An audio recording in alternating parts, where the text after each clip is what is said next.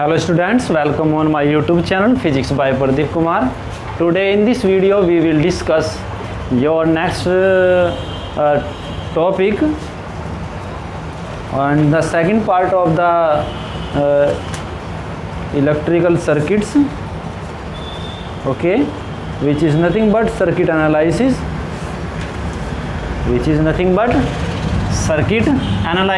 okay. So by the help of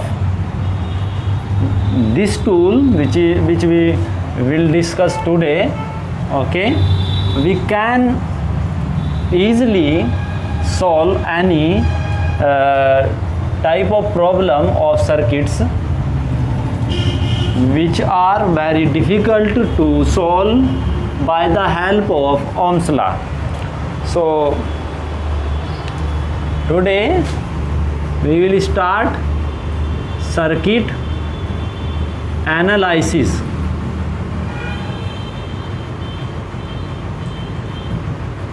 देखिए circuit analysis में हमें क्या करना है, कोई आपको सर्किट दिया होगा, उस सर्किट की हमें क्या करनी होगी, प्रॉपर्टीज़ को क्या करना होगा, जो आपके पैरामीटर्स है उन्हें कैलकुलेट करना होगा। तो उन्हें कैलकुलेट करने की हम कोशिश करेंगे और आप देखेंगे कि हम कैसे कैलकुलेट करेंगे।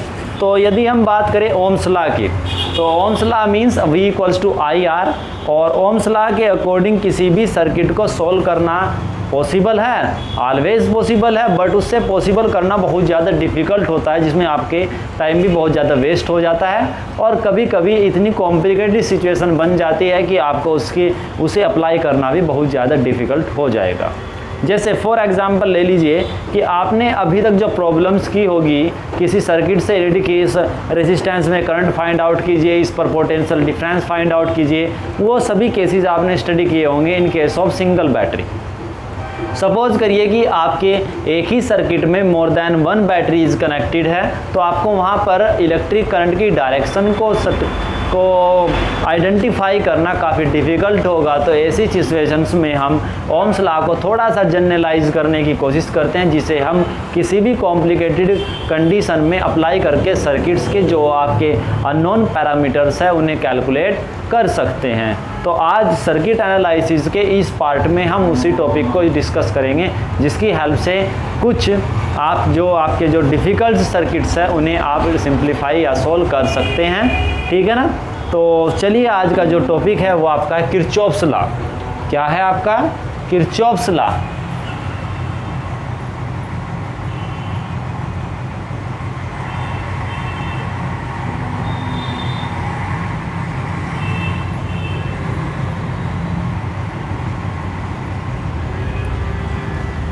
Kirchhoff's law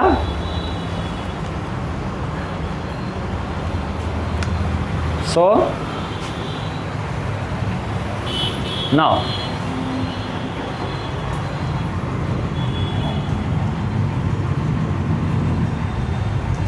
there are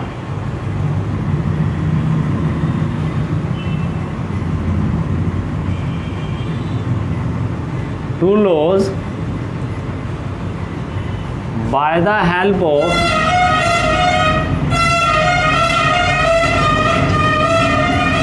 which we can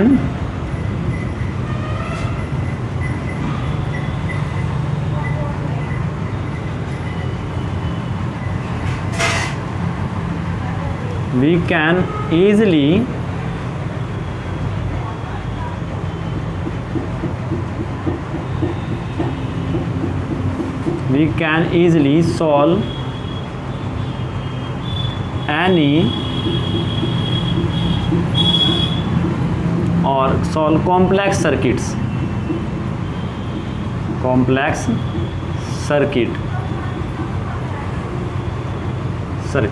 okay.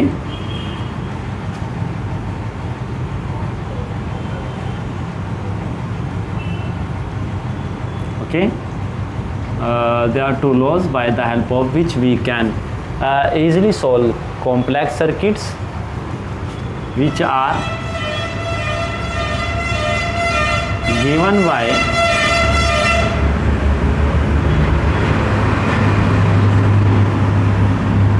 Kirchhoff. So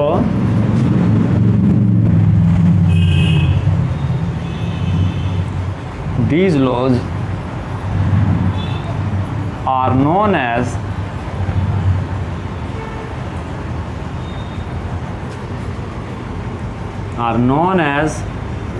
Kirchhoff's law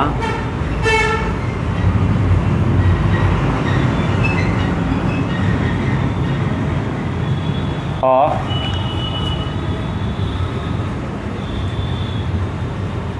electrical circuits या इलेक्ट्रिक सर्किट्स। क्लियर है ना? First law, what is first law?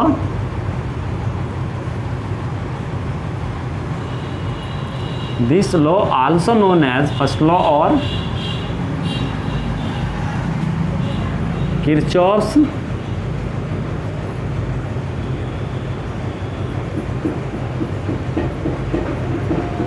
Current law, that is KCL और जक्सन लॉ।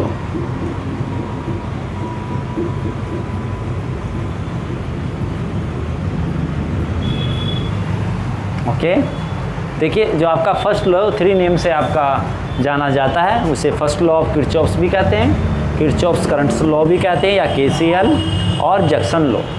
क्लियर है? Now according to this law, according to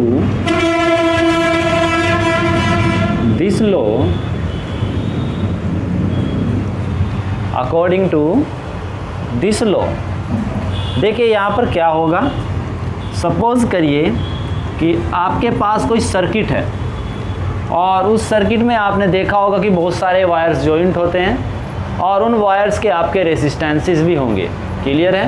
तो यदि किसी point पर बहुत सारे वायर्स आपके जॉइंट होते हैं, तो वो जो जॉइंट पॉइंट है जिस पर करंट आ भी रहा है और जा भी रहा है, तो कई सारे पाथ्स वहाँ पर आपके अवेलेबल है, तो उस पॉइंट को बोलते हैं जंक्शन। क्या बोलते हैं? जंक्शन, यानी कि संधि। बहुत सारे वायर्स की क्या है वहाँ पर? संधि है। सपोज करिए कि यहाँ पर एक सर्किट का कोई ये जॉइंट पॉइंट है, ये क्या आपका जॉइंट पॉइंट है, और इस जॉइंट पॉइंट को हम बोलेंगे जंक्शन। और सपोज करिए कि इस जॉइंट पॉइंट पर बहुत सारी करंट्स आपकी इस तरीके से है। Suppose this is current I1 और ये आपको आउटगोइंग करंट है, सपोज कर लीजिए I2। ये आपकी इनकमिंग करंट है, सपोज कर लीजिए I3। ये अगेन आपकी आउटगोइंग करंट है, सपोज कर लीजिए I4। अगेन ये आपकी इनकमिंग करंट है I5, सपोज कर लीजिए। ये अगेन आपकी आउटगोइंग करंट है I6। तो इस तरीके से बहुत सारी करंट्स हो सकती है, हमने यहाँ पर कंसिडर किया। और इन सभी करंट्स का, इन सभी वायर्स का जो आपका जॉइंट पॉइंट है वो ये है, इसे हमने बोल दिया इसका जंक्शन। क्या बोला गया? Junction.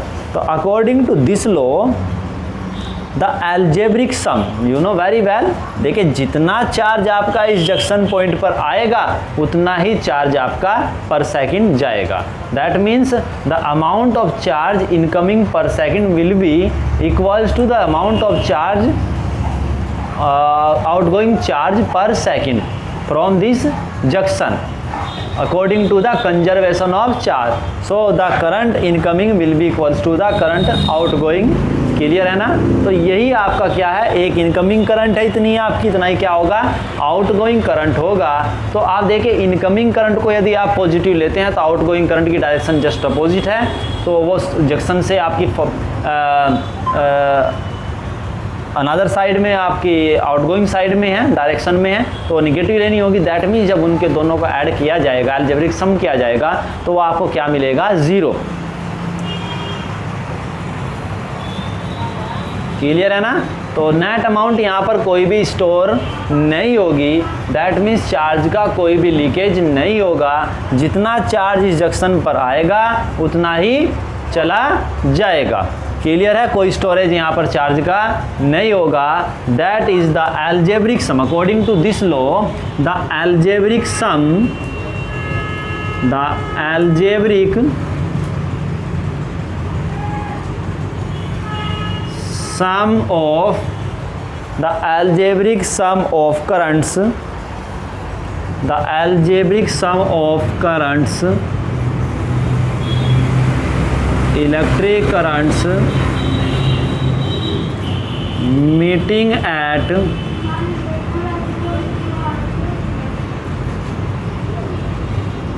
any junction point, any junction of any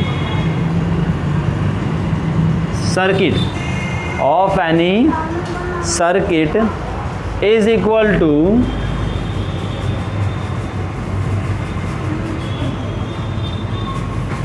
0. Okay, I think मुझे लगता है यहाँ तक आपको क्लियर होगा. That mean we can write this expression mathematically here, summation i is equal to 0. Okay, remember this expression. Now we take an example like this. For example,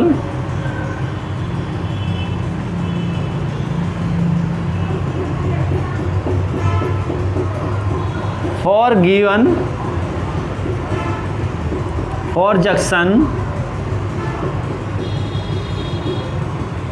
O, applying first law KCL. Here we take incoming currents positive and outgoing currents negative. Okay, incoming currents positive and outgoing currents negative, or you can take just opposite. Okay, suppose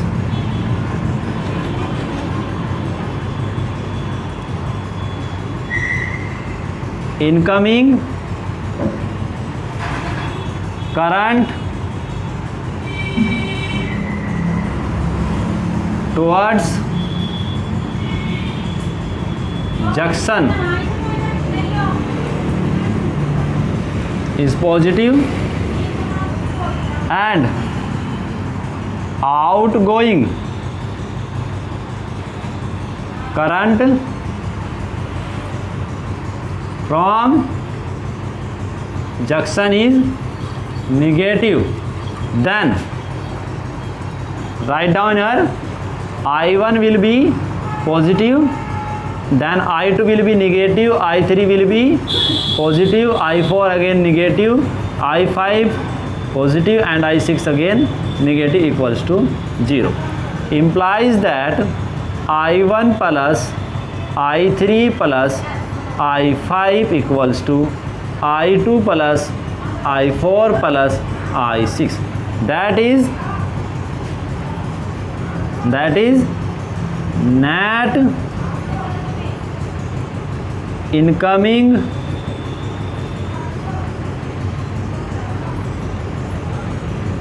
current at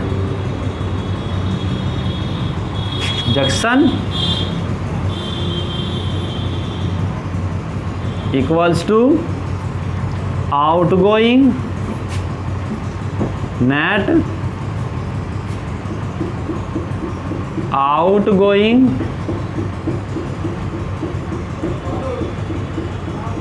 current from junction. Okay, hence we can say that here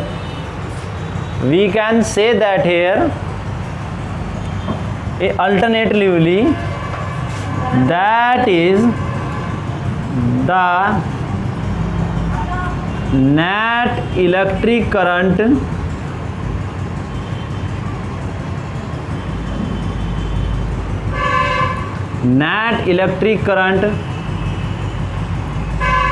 sorry,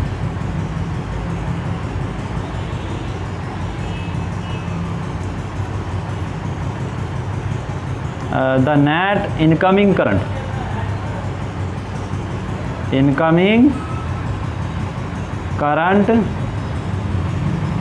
is equal to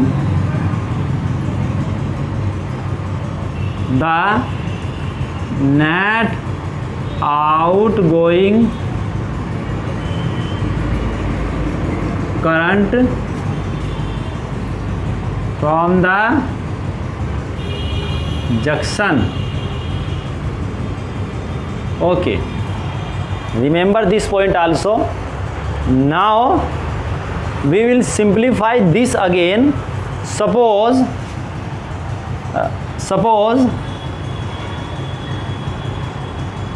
now for t time, I1, suppose charge flow due to I1 current is Q1, then Q1 divided by T plus Q2 divided by T plus Q3 divided by T equals to Q2 divided by T plus Q4 divided by plus Q6 divided by T. That is Q1 plus Q2 plus Q3 equals, Q5, Q2 plus Q6, Q4 plus Q6. That is, we can say that there is no leakage or storage of the charge at the junction. Only incoming charge will be same as the outgoing charge. That means the first law of Kirchhoff's current law follows the conservation of electric charge. That is, the net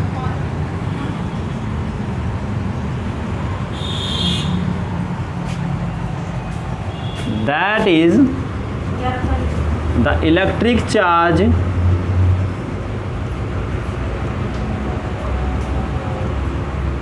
will be remains same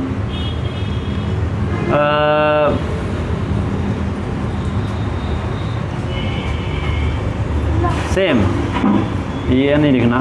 That is the electric charge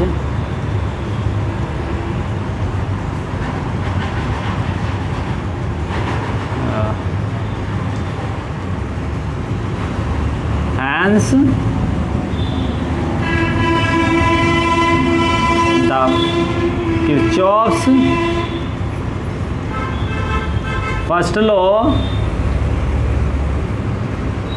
is based on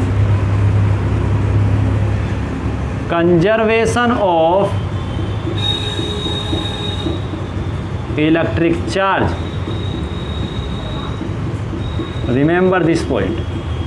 And second law we will discuss in next video tomorrow. Okay, so please see this video very carefully, because all the next topics based on this these laws, which is very important as the point of view of the examinations. Okay, thank you for watching this video.